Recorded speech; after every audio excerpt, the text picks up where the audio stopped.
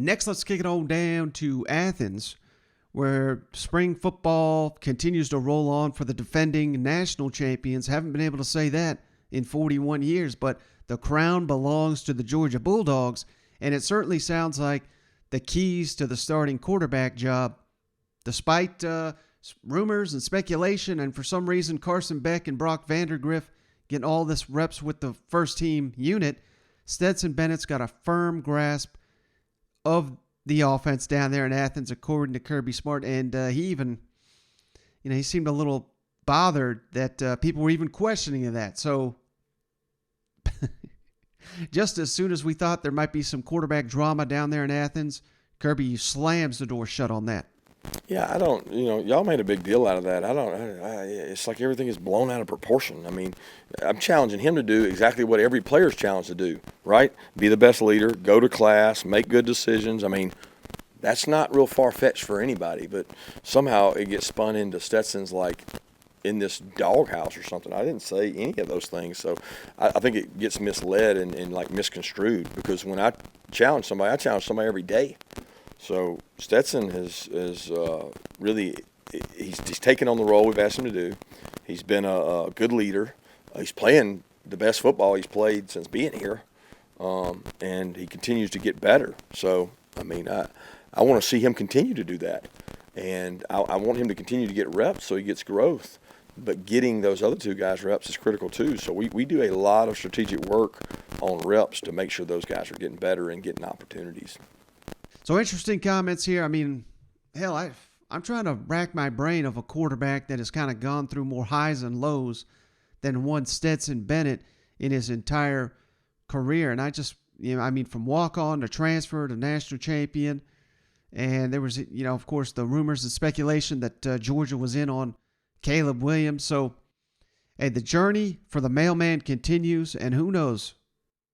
I mean, could you imagine being a walk-on, transferring down a level, coming back, and winning 2 national championships for a program that hadn't won one, like I said, in 41 years? That is what is in front of Stetson Bennett. And hell, if he does it, we got to build a statue to this guy, don't you think? So, Kirby, I don't know, maybe he's tested him a little bit, his mental toughness here this spring, but based on those comments, clearly this is Stetson Bennett's team, and they're only going to go as far as he can take them this fall, as the defense, which is still uber talented, but being completely rebuilt. Dan Lanning, of course, off to Oregon. So Georgia, they're only going to win the SEC and the national championship once again if Stetson Bennett can lead them there. At least that's my take on it. But 2 players that he's going to have a lot of help from here. Ladd McConkey, who just had his breakout season. And I got to credit my man, Rusty Manziel, who leading up to last season, he pegged Ladd McConkey as someone to keep your eye on as a breakout candidate. I didn't know who the hell the guy was. And yet here we saw last season, I mean, he was one of the most valuable, arguably the most valuable receiver for the Georgia Bulldogs. And now he's coming back, only a redshirt sophomore, I believe, is Ladd McConkey.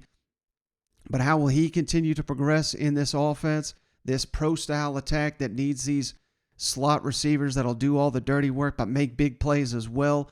And then the other guy that you keep hearing all the buzz about, Jalen Carter, who these comments made famous by Daniel Jeremiah of the NFL Network, just drooling over all the defensive line talent that Georgia is going to be putting into the NFL draft here in the upcoming weeks ahead, and notes that the best defensive lineman Georgia had last year returning to college, because he's still got one season of eligibility, and that is one Jalen Carter. Kirby has kind of harped on the fact that Jalen Carter, he needs to step up. He needs to be a leader. He cannot just be just someone oozing with talent, as he calls it. He's got to take that next step. So here's Kirby on 2 of his most valuable players returning this year, Ladd McConkey and Jalen Carter. Yeah, he's much more confident. He makes a lot of plays. He made some plays in the scrimmage the other day. He's tough. He's elusive. He plays really hard. He's what you want in your program, because every play he gives you everything he's got. There's like this level of consistency with Ladd that you're going to get his very best every day.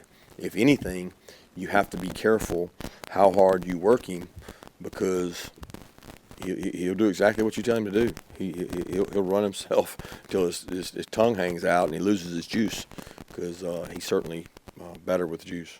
Just consistency. I think he and I have talked about stamina, and he has flash plays, and he's really athletic, and just playing with consistent effort, because the talent is just oozing. It's a matter of, can he play every play with maximum intensity and be able to sustain. He was in a 3-man weave triangle last year, and it was easy to sub him because you weren't having a big drop off when he went off the field. We need him to play more snaps this year. We need him to be on the field. We need him to be active. We need him to be able to play first, second, third in a row, not first, second, and then some thirds. So can he do that? Can he go through all-season workouts and put himself in a position to be like Trevon from a stamina standpoint? And Devontae worked so hard in practice that Devontae could play any number of snaps and still be fresh. We got to get Jalen to be able to do that and lead, set an example for the other players.